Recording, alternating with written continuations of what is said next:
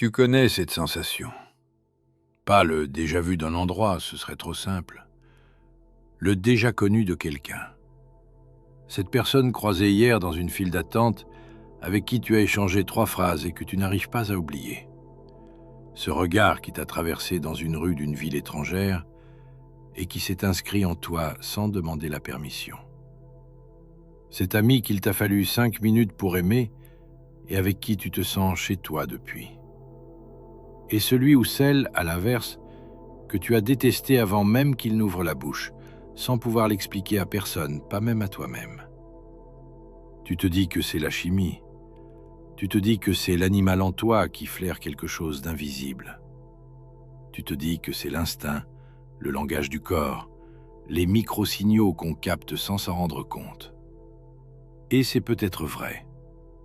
Mais c'est peut-être aussi autre chose, quelque chose de plus ancien et de plus vaste.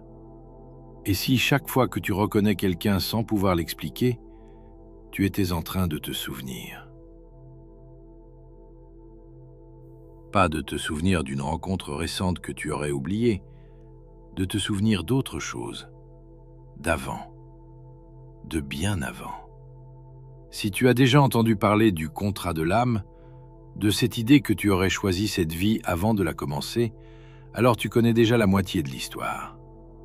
Mais il y a une seconde moitié dont on parle moins parce qu'elle est plus dérangeante. Tu n'as pas signé ce contrat seul. Tu l'as signé avec d'autres. Et ces autres, eux aussi, ont signé en sachant que tu serais là. Tes parents ne sont pas un tirage au sort. Tes amis n'ont pas surgi par accident. Tes amours, tes ruptures, tes ennemis, ton voisin de bureau, l'inconnu qui t'a dit une phrase un jour qui a changé ta trajectoire, rien de tout ça n'est un hasard statistique. Ce sont des âmes que tu reconnais parce que tu les connais déjà. Tu ne les rencontres pas pour la première fois. Tu les retrouves. Et c'est cette sensation-là que tu n'arrives pas à nommer quand tu croises certains regards. Pas l'attirance, pas la curiosité, la reconnaissance. Laisse cette idée descendre une seconde. Pas dans la tête, dans le ventre. Tu n'es pas seul. Tu n'as jamais été seul. À chaque vie, les mêmes âmes reviennent autour de toi, sous d'autres visages, avec d'autres voix, dans d'autres rôles, mais c'est toujours la même petite troupe. Une promesse a été faite et partagée par tous. La promesse de se retrouver. La promesse de tenir le rôle que la pièce demanderait. Et la promesse d'oublier qu'on avait promis quoi que ce soit. Imagine un instant un bal masqué. Une grande salle, beaucoup de monde. Tout le monde porte un masque. Les costumes sont différents de ceux de la dernière fois. Les masques sont nouveaux. Mais à un moment de la soirée, quelqu'un te tend la main pour danser et tu reconnais quelque chose. Pas le visage est caché. Pas le costume est neuf. Quelque chose dans la voix, dans la façon de tenir la main, dans le rythme. Tu te dis, je connais cette personne. Tu ne sais pas comment, tu ne sais pas d'où, mais tu sais. Et l'autre, derrière son masque, te répond avec un sourire que tu ne vois pas et qui dit la même chose. Moi aussi, je te reconnais. C'est ça que tu vis chaque fois qu'une rencontre te bouleverse sans raison apparente. Tu n'es pas en train de tomber amoureux d'un inconnu. Tu es en train de retrouver quelqu'un. Cette idée n'est pas nouvelle. Elle traverse les civilisations comme une rivière souterraine. Pythagore, 6 siècles avant notre ère, racontait à ses disciples qu'il se souvenait de ses vies antérieures. Il disait avoir été un soldat troyen nommé Euphorbe, mort sous les murs de Troie de la main de Ménélas. Il disait être passé ensuite par d'autres existences, certaines simples, certaines marquantes, jusqu'à devenir Pythagore. Et un jour, raconte-t-on, il est entré dans un sanctuaire et a vu accroché au mur le bouclier d'Euphorbe, posé là depuis des siècles. Il l'a reconnu immédiatement. Il a pleuré devant. Et il a dit à ses disciples, « Voici l'arme que je portais quand j'étais cet homme. Je m'en souviens comme on se souvient d'un vêtement qu'on a porté longtemps. » Tu peux croire ou pas à cette histoire. Pythagore est ancien, les sources sont rares, le mythe et l'homme se mélangent. Mais ce qui m'intéresse, ce n'est pas de prouver que c'est vrai. C'est de remarquer que ce sont les pythagoriciens, donc les premiers à avoir formalisé cette idée en Occident, qui ont aussi donné naissance à la philosophie, aux mathématiques, à la musique comme science. Ce ne sont donc pas des illuminés en marge, ce sont les fondateurs d'une grande partie de la pensée européenne. Et ils croyaient à ça, pas comme une jolie image, comme une réalité. Empédocle, qui vient un siècle après Pythagore, écrit des vers très étranges. Il écrit « J'ai déjà été un garçon et une fille, un buisson et un oiseau, un poisson silencieux dans la mer salée. » On a longtemps lu ces vers comme une métaphore, mais Empédocle ne fait pas de la poésie pour la beauté du geste. Il décrit ce qu'il croit avoir été. Et dans son esprit, l'âme voyage à travers les formes, retourne plusieurs fois sur cette terre, croise plusieurs fois les mêmes compagnons sous des apparences différentes. Le détail qui me frappe chez Empédocle, c'est qu'il ne dit pas « j'ai été une succession de personnes différentes ». Il dit « j'ai été » au passé composé, comme on parle d'une seule continuité. Pour lui, le moi qui parle aujourd'hui est le même que celui qui était cette fille, cet oiseau, ce poisson. Il y a quelque chose qui passe à travers, qui ne s'efface pas avec le corps. Et ce quelque chose se souvient, parfois, quand les conditions le permettent, quand l'attention s'aiguise, quand un visage croisé fait remonter une mémoire que tu ne savais pas avoir. Plus à l'est, dans les Upanishads, on retrouve la même idée, mais formulée différemment. Le mot Atman désigne ce qui en toi ne change pas, ce qui voyage de corps en corps, ce qui te relie à tous les autres Atman qui circulent. Et un texte précise quelque chose de bouleversant. Il dit que les âmes ne voyagent pas seules, elles voyagent en grappe, en groupe restreint. Elles s'incarnent ensemble, se quittent, se retrouvent à la vie suivante avec des rôles inversés. Le père d'aujourd'hui était le fils d'avant. L'enfant d'aujourd'hui était le maître d'avant. La femme aimée d'aujourd'hui était l'ennemi d'avant. Et c'est ce voyage à plusieurs qui fait l'apprentissage. On ne grandit pas seul. On grandit avec les autres, contre eux, à travers eux, grâce à eux.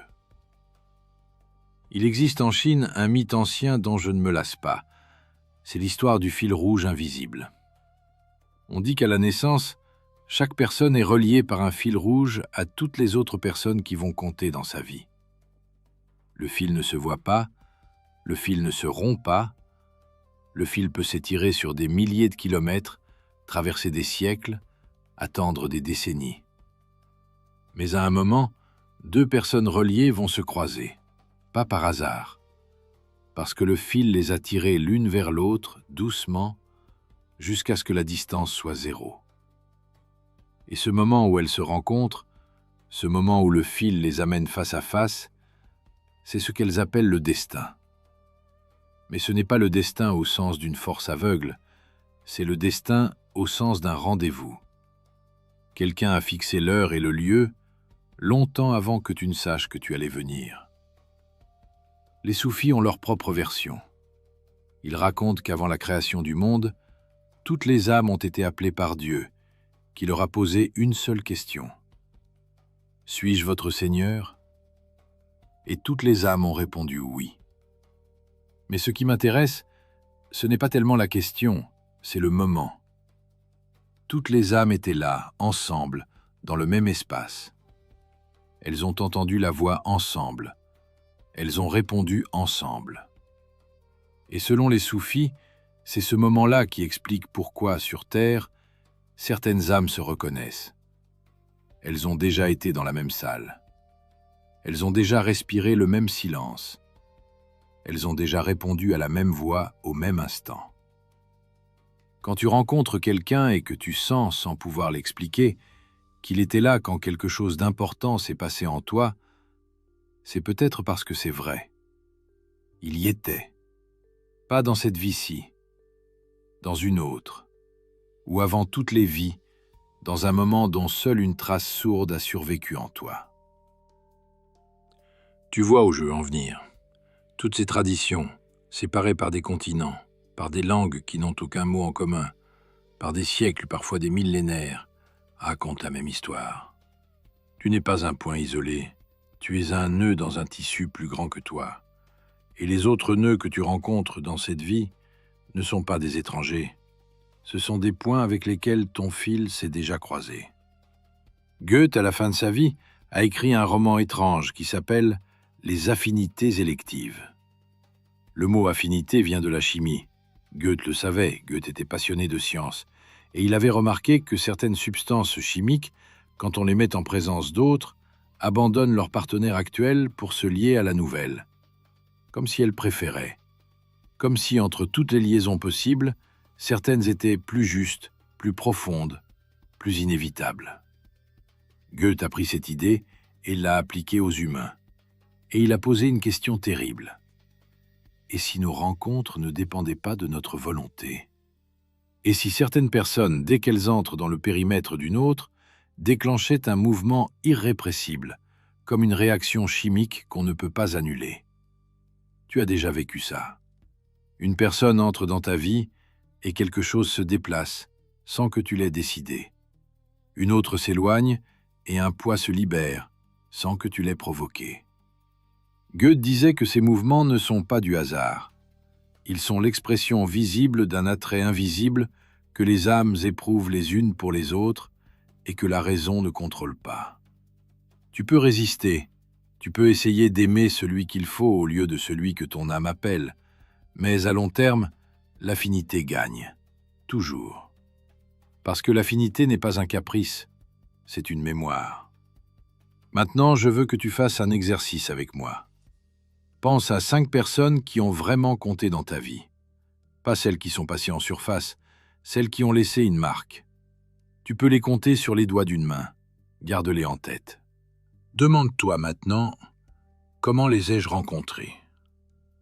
Et la plupart du temps, les circonstances sont absurdes. Un voisin qui change d'appartement. Un cours qu'on a failli ne pas prendre. Un voyage qu'on hésitait à faire. Un message reçu par erreur. Un stage qu'un ami a annulé à la dernière minute. Statistiquement, chacune de ces rencontres aurait pu ne jamais avoir lieu. Et pourtant, elles ont eu lieu. Et chacune a tenu une place exacte dans ta vie. Pas une rencontre de plus. Une rencontre nécessaire. Tu peux appeler ça la chance, mais le mot chance ne tient pas la route quand tu fais le compte. 5 personnes décisives, 5 circonstances absurdes, 5 fenêtres minuscules qui se sont alignées pour rendre la rencontre possible. Si chaque rencontre avait une chance sur 1000 de se produire, le produit des 5 donne une probabilité dérisoire. Et pourtant, elles se sont toutes produites pour toi. Et pour des milliards d'autres personnes en même temps, chacune avec ses 5 rencontres impossibles. Soit on parle donc d'un miracle statistique permanent et universel, soit on parle d'autre chose. Cette autre chose, certains chercheurs sérieux ont commencé à l'étudier au XXe siècle, et les résultats valent qu'on s'y arrête. Brian Weiss était un psychiatre américain, formé à Yale, directeur du département de psychiatrie d'un grand hôpital de Miami. Carrière classique, scepticisme par défaut, aucun intérêt particulier pour la spiritualité. En 1980, il commence à traiter une jeune femme qu'il appelle Catherine, qui souffre de phobies multiples, d'angoisse chronique, de cauchemars récurrents. Il essaie tout, médicaments, thérapie cognitive, rien ne marche. Alors, un peu désespéré, il tente l'hypnose pour faire remonter des souvenirs d'enfance qui pourraient expliquer ses symptômes. Sous hypnose, Catherine se met effectivement à parler, mais pas de son enfance. Elle parle de scènes qu'elle ne peut pas avoir vécues. Elle parle d'un village antique, d'une noyade dans une crue, d'une autre vie où elle est morte étranglée par la fumée d'un incendie. Et au fil des séances, elle décrit 12 vies différentes, certaines précises, datées, situées géographiquement. Et au passage, elle parle d'autres personnes qu'elle a connues à travers ses vies, des âmes qu'elle nomme, qu'elle décrit et qu'elle reconnaît dans sa vie actuelle.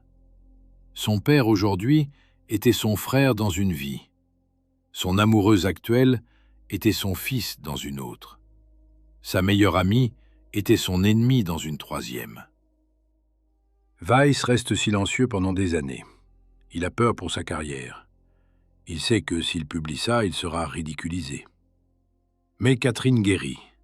Ses phobies disparaissent. Ses cauchemars cessent. Et Weiss commence donc à reproduire la méthode avec d'autres patients. Et il découvre que beaucoup décrivent la même chose. Pas seulement des vies passées, mais le même casting d'âme qui revient, les mêmes proches sous d'autres rôles, la même petite troupe. Il finira par publier en 1988 un livre qui s'appelle « De nombreuses vies, de nombreux maîtres ». Il dit dedans une phrase qui m'a longtemps habité. Il dit « Je n'ai jamais rencontré, en 30 ans de pratique, un seul patient qui ait raconté avoir voyagé seul à travers les vies.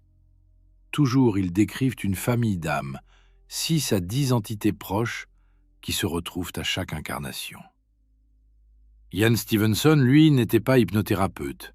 C'était un médecin et chercheur de l'Université de Virginie qui a passé 40 ans de sa vie à enquêter sur des cas d'enfants qui prétendaient se souvenir d'une vie antérieure. Il a documenté plus de 2000 cas dans le monde, en Inde, au Liban, au Sri Lanka, au Brésil, aux États-Unis. Il a publié dans des revues médicales sérieuses. Il a fini par être invité à donner des cours dans une chaire universitaire que la famille d'un mécène lui a offerte.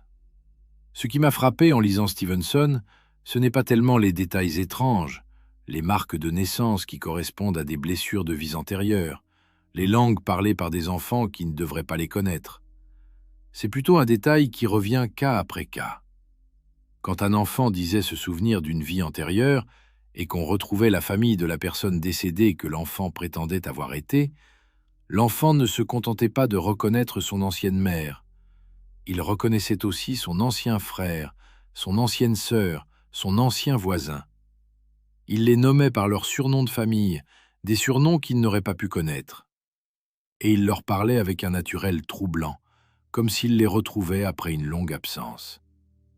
Tu vois ce que ça implique ?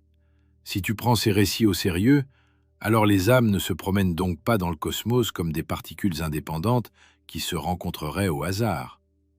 Elles voyagent ensemble. Elles forment de petits groupes. Et ces groupes se réincarnent à peu près en même temps, à peu près au même endroit, pour pouvoir se retrouver. Tes proches dans cette vie ne sont donc pas des coïncidences. Ce sont les autres membres de ta troupe. Si tu écoutes encore, c'est qu'au fond, quelque chose en toi confirme ce que je raconte.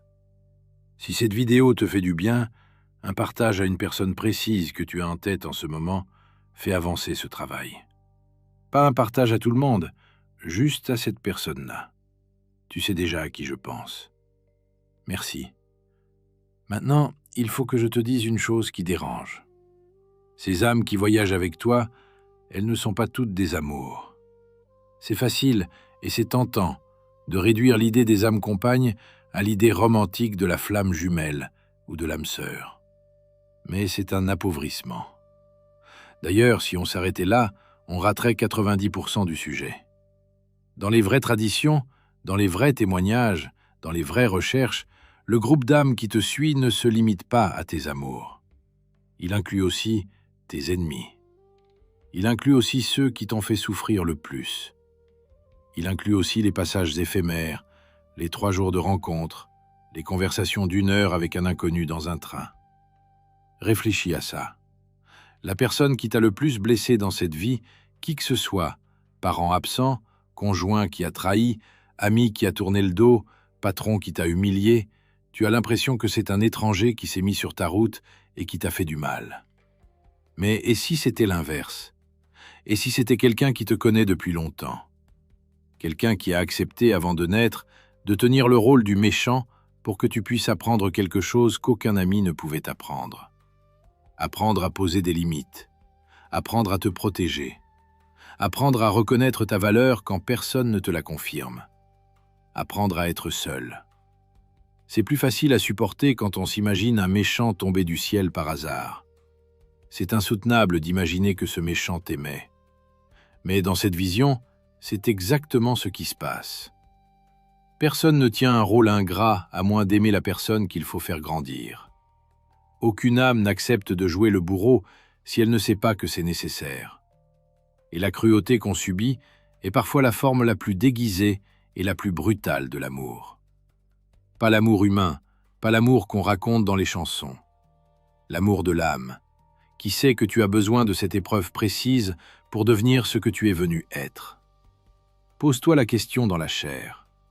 Si tu apprenais demain que ton parent absent, ton ex-destructeur, ton ami qui t'a abandonné, n'étaient pas des étrangers cruels, mais des proches d'âme qui ont sacrifié leur image pour ton apprentissage, est-ce que tu pourrais leur en vouloir de la même façon? Probablement pas. Pas parce que tu deviens d'un coup tolérant, parce que la nature de la blessure changerait. Tu ne serais plus la victime d'une injustice gratuite. Tu serais le récipient d'un cadeau brutal, mal emballé, mais nécessaire. Et c'est exactement le genre de bascule intérieure qui libère quand elle se fait dans la sincérité. Je sais comment ça sonne. Ça sonne comme une consolation pour les blessés. Ça sonne comme une façon de pardonner ce qu'on n'arrive pas à pardonner. Et c'est peut-être en partie ça. Mais c'est aussi autre chose. C'est une lecture du monde qui rend la souffrance cohérente. Pas légère, pas justifiée, pas méritée. Cohérente. Située dans une histoire plus grande qu'elle. Et si tu prends cette lecture au sérieux, tu vois apparaître des choses que tu n'avais pas vues. Tu vois que la personne contre qui tu te battais le plus est aussi celle qui t'a le plus poussé à devenir toi. Tu vois que la rupture qui t'a démoli est aussi ce qui t'a libéré d'une trajectoire qui n'était pas la tienne. Tu vois que les gens qu'on appelle toxiques sont parfois des accélérateurs déguisés en obstacles. Et tu vois aussi que certains soutiens, certaines présences douces, certaines tendresses ont fait leur travail dans le silence, sans drame, en laissant peu de traces visibles. Et que ces gens-là, c'était la même troupe. Toutes les âmes du groupe ne jouent donc pas les mêmes rôles. Certaines sont là pour te briser, parce que c'est leur mission. D'autres sont là pour te tenir, parce que c'est la leur. Et toi, dans une autre vie, tu as peut-être joué le bourreau pour une de ces âmes que tu chéris aujourd'hui. Tu ne t'en souviens pas. C'est tant mieux. Sinon, tu serais dévoré par la culpabilité d'un crime que tu n'as pas commis dans cette vie-ci. Il y a un type particulier de proche d'âme dont je voudrais parler à part, parce qu'on en parle peu et c'est dommage. C'est celui qu'on pourrait appeler le révélateur. Tu en as eu un, peut-être plusieurs. C'est cette personne qui n'est restée que quelques mois ou quelques années dans ta vie, mais qui t'a obligé à voir quelque chose que tu refusais de voir. Pas en te le disant, en existant simplement, à côté de toi, jusqu'à ce que le contraste devienne insoutenable. Le révélateur ne fait rien d'extraordinaire. Il est juste lui-même, et sa présence te confronte à toi-même. Souvent, quand le rôle est tenu, il s'éloigne. Pas par cruauté, par achèvement. Le contrat précisait qu'il devait passer, pas rester. Et toi, tu as gardé le bénéfice de la révélation longtemps après son départ. C'est une des fonctions les plus discrètes du groupe d'âmes. Ces présences brèves, denses, qui te montrent qui tu es en étant qui ils sont. Elles ne sont pas là pour t'aimer, elles sont là pour te révéler. Et la confusion entre les deux fonctions cause beaucoup de souffrances inutiles, parce qu'on s'attache à un révélateur comme on s'attacherait à un partenaire, et on ne comprend pas pourquoi cette présence si juste devient si vite intenable. Il y a un autre type de rencontre dont je voudrais parler, parce que c'est peut-être le plus mystérieux de tous. Ce sont les passages éphémères. Ces gens qui entrent dans ta vie pour 3 jours, pour une soirée, pour un trajet en train, et qui repartent. et qui pourtant te marque à vie. Tu en as une en y repensant. Une personne dont tu ne te souviens même pas du nom peut-être, mais une phrase qu'elle t'a dite, un moment partagé, un regard, est resté en toi. Et tu as continué ta vie sans elle, et cette personne-là, tu ne la reverras peut-être jamais, et pourtant elle est là, présente d'une certaine manière, comme un point d'ancrage discret dans ton histoire. Selon la lecture des contrats d'âme, ces passages éphémères ne sont pas des erreurs de calendrier. Ce sont des âmes qui ont signé pour une intervention courte. Pas pour t'accompagner, juste pour te transmettre quelque chose à un moment précis. Le messager qui te dit la phrase qu'il fallait pour que ta vie pivote. La main tendue à l'instant exact où tu allais lâcher. Le regard qui te confirme silencieusement que tu n'es pas fou. Ces âmes-là ne sont pas moins importantes que celles qui restent. Elles sont juste différentes. Leur contrat est court, leur mission est précise, et une fois remplie, elles repartent vers d'autres rendez-vous, parce que le tissu des vies humaines a besoin aussi de ces fils brefs pour tenir. Je vais te raconter quelque chose de personnel maintenant. Il y a quelques années, j'étais dans un mauvais moment. Pas dramatique, juste opaque. Tu sais, ces périodes où tu fonctionnes, mais où quelque chose s'est décroché à l'intérieur, où tu te lèves le matin sans envie particulière, où tu fais ce qu'il faut sans plus savoir pourquoi tu le fais. Ça avait duré plusieurs mois. Je n'en parlais à personne parce que je ne savais pas comment formuler ce qui n'allait pas. Un jour, je prends le bus pour aller à un rendez-vous dont je n'avais aucune envie. Je m'assois à côté d'une dame d'une 60aine d'années que je ne connais pas, qui ne me connaît pas, qu'on n'avait aucune raison de se parler. Au bout de quelques minutes, je ne sais pas pourquoi elle se tourne vers moi. Elle me regarde un long moment et elle me dit « Vous traversez quelque chose en ce moment. Je ne sais pas quoi, mais ça va passer. Tenez bon, ça va passer. » Elle ne m'a pas demandé mon avis, elle ne m'a pas attendu de réponse. Elle a juste dit ça. Et 3 arrêts plus tard, elle est descendue. Je ne l'ai jamais revue. Je n'ai aucun moyen de prouver que c'était autre chose qu'une vieille dame intuitive et bienveillante. Bien sûr que je n'ai pas de preuves. Mais je peux te dire que quelque chose s'est déposé en moi à ce moment-là. Pas la solution, le sentiment d'être vu. Et à partir de cette phrase, lentement, j'ai recommencé à exister. Si je crois donc au contrat d'âme pour les autres, je dois bien admettre que cette femme, dans ce bus, pourrait être un de ces passages éphémères. Quelqu'un qui avait signé pour une mission de 40 secondes auprès de quelqu'un qu'elle ne connaissait pas. Quelqu'un qui a senti l'appel et qui a tenu sa parole. Tu en as eu des comme elle dans ta vie. Tu ne les as peut-être pas remarquées sur le moment, mais en y repensant, tu vois apparaître des silhouettes brèves, des paroles dites au bon moment, des gestes minuscules qui ont tenu plus de poids qu'on ne l'aurait cru. Toutes ces personnes-là ne sont pas le hasard. Ce sont des membres de la troupe qui sont venus prendre leur réplique et qui sont repartis en coulisses dès qu'elle a été dite. Maintenant, je veux te poser une question dérangeante.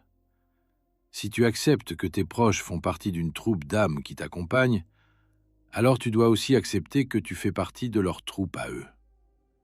Tu n'es pas seulement bénéficiaire de leur présence, tu es aussi acteur de la leur. Quelle place exactement tu tiens dans la vie des 5 personnes auxquelles tu as pensé tout à l'heure? Tu es leur ancrage stable, leur défi, leur passage éphémère, leur soutien silencieux? Tu joues le rôle qu'ils avaient besoin de rencontrer pour grandir? Et est-ce que tu le tiens bien, ce rôle? Est-ce que tu te montres à la hauteur du contrat qu'ils ont signé en t'incluant dans leur trajet? Cette question est plus lourde qu'elle n'en a l'air, parce qu'elle déplace ta responsabilité. Tu n'es donc pas seulement le héros de ta propre histoire, tu es aussi un personnage important dans plusieurs autres histoires en même temps. Des histoires dont tu ignores le déroulé, dont tu ne connais pas le scénario, mais où ta présence fait une différence. Et cette différence, tu la fais consciemment ou inconsciemment, en présence ou en absence, en parole ou en silence. Il y a quelqu'un en ce moment dans ta vie qui t'attend. Tu ne sais pas qui exactement. Peut-être un de tes enfants, peut-être un parent vieillissant, peut-être un ami que tu n'as pas appelé depuis trop longtemps, peut-être un inconnu que tu vas croiser demain. Mais il y a quelqu'un dans ta troupe qui a besoin de toi à ce moment précis de ta vie, et la seule chose qui empêche le rendez-vous, c'est que tu es absent. Pas physiquement, mentalement. Tu es perdu dans tes propres trajectoires, et tu ne vois pas que tu es en train de manquer une réplique importante. Cette idée me fait peur quand j'y pense honnêtement, parce qu'elle suggère que mes oublis, mes fatigues, mes paresses, mes distractions ne sont pas des problèmes privés. Ce sont des défaillances de membres de troupe. Quelqu'un d'autre attend que je tienne mon rôle, et si je ne le tiens pas, quelque chose dans son histoire à elle ou à lui ne pourra pas se passer. Mais cette idée libère aussi, parce qu'elle veut dire que tu n'as pas à devenir extraordinaire pour avoir un sens. Tu as juste à être là, attentif, à ta place. Tu es déjà au centre d'une histoire dont tu ne connais pas la moitié des personnages, et tous comptent sur toi pour faire ce que toi seul peux faire. Pas faire une œuvre, pas faire une carrière, faire ton rôle, avec la justesse que tu peux y mettre. Je voudrais finir par une chose qui m'apaise quand j'y reviens. C'est l'idée que la reconnaissance, quand elle a lieu, est en soi la preuve. Je ne parle pas de la preuve scientifique, pas de ce qu'on pourrait mesurer. Je parle de la preuve qu'un être humain reconnaît dans son propre corps quand elle se présente. Quand tu rencontres quelqu'un et que ça se met à vibrer dans ta poitrine sans que tu saches pourquoi, c'est une preuve. Quand tu écoutes une phrase et qu'elle te traverse comme si elle t'était adressée depuis toujours, c'est une preuve. Quand tu poses la main sur l'épaule de quelqu'un et que tu sens dans ce contact bref une familiarité qui n'a pas de raison d'être, c'est une preuve. Pas une preuve qu'on peut publier dans une revue scientifique. Une preuve qu'on connaît quand on la vit. Et toutes les recherches du monde, toutes les hypnoses, toutes les régressions, toutes les théories ne valent pas ce que ton propre corps te dit quand il reconnaît une autre âme. Tu sais. Tu as toujours su. Il faut juste que tu acceptes de faire confiance à ce savoir-là, qui ne passe ni par la tête ni par la raison, mais par cette zone profonde au milieu de toi où quelque chose enregistre les rencontres avant que les mots ne les nomment. La prochaine fois que tu croises un regard et que ça te trouble, ne cherche pas à te justifier. Ne te dis pas « je suis fatigué » ou « je projette quelque chose sur cette personne ». Laisse l'expérience exister telle qu'elle est. Il y a des chances que cette personne ne soit pas un inconnu. Il y a des chances que cette âme et la tienne aient déjà dansé ensemble dans des bals dont ni l'une ni l'autre ne se souvient. Et que ce frisson que tu ressens à cet instant, ce ne soit ni de l'attirance, ni de la peur, ni de la curiosité, mais simplement la mémoire qui reconnaît la mémoire. Tu n'es pas seul depuis longtemps. Tu n'as jamais été seul. Tous ceux que tu as aimés, tous ceux que tu as perdus, tous ceux qui t'ont blessé, tous ceux qui t'ont sauvé sans le savoir, tous sont quelque part autour de toi en ce moment, certains incarnés dans des corps que tu connais, d'autres dans des corps que tu n'as pas encore rencontrés, d'autres encore dans cet espace dont parlent toutes les traditions, en train d'attendre leur prochain tour pour revenir et croiser à nouveau ton chemin.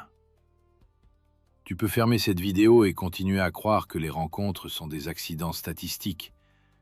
Mais quelque part, en éteignant l'écran, tu vas peut-être penser à une personne précise. Une personne dont tu te demandes en ce moment même ce qu'elle est devenue, ou pourquoi elle est partie, ou pourquoi elle n'est jamais revenue. Et si cette personne te traverse l'esprit, ce n'est peut-être pas non plus un hasard. C'est peut-être qu'elle, là où elle est, vient aussi de penser à toi. Le fil tient encore. Il n'a jamais été coupé. Il attend juste le bon moment. Et ce moment viendra. Et toi, tu n'as rien à faire pour que ça arrive. Tu n'as rien à provoquer. Le bal continue. La troupe se reforme à chaque acte. Et ton rôle, le rôle exact que toi seul peux tenir, est en train d'être joué en ce moment même, dans la vie d'au moins une personne que tu vas retrouver, ou que tu portes déjà en toi sans le savoir.